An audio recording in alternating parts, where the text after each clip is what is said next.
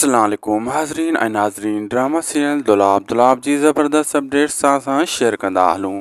दोस्तों अॼु राति जेका एपिसोड अचण वारी आहे इन में हिकु बहितरीनु कमु थियण वारो आहे। उहो वरी कीअं तव्हां सोचे रहिया हूंदो उहो मां तव्हांखे ॿुधाईंदो हलां त सोडल हिकिड़ी गेम खेॾे पंहिंजी जान राज़नि वारनि मां जान छॾाए वेंदो। जी हाँ, हुनखे ख़बर आहे मां थीको आहियां, हिननि सां टल करणी पवंदी। टल करे को न को सौदो सेट करे ऐं हितां पंहिंजी जान छॾाइण जी पूरी हू कोशिशि कंदो। आहिस्ता आहिस्ता राज़न बि राज़ी थी वेंदो ऐं राज़न खे चाल में सोडल फसाइण जी कोशिशि कंदो। होॾां मुराद बि जेको आहे पंहिंजे दुश्मन में हथीको आहे तमामु जल्द होॾां फ़ारिग़ थींदो।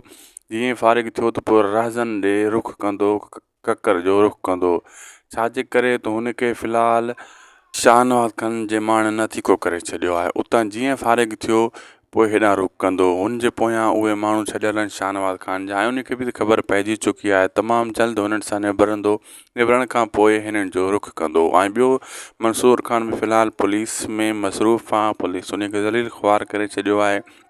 जीअं उन्हनि सां निबरंदो उहो पोइ दोस्तो रुख़ कंदो राज़न ऐं ककर वारनि खे सिधो करण जो। वीडियो भुॻो पंहिंजी पुॼाणी ते सब्सक्राइब लाइक शेयर ज़रूरु कंदा। अल्लाह हाफ़िज़।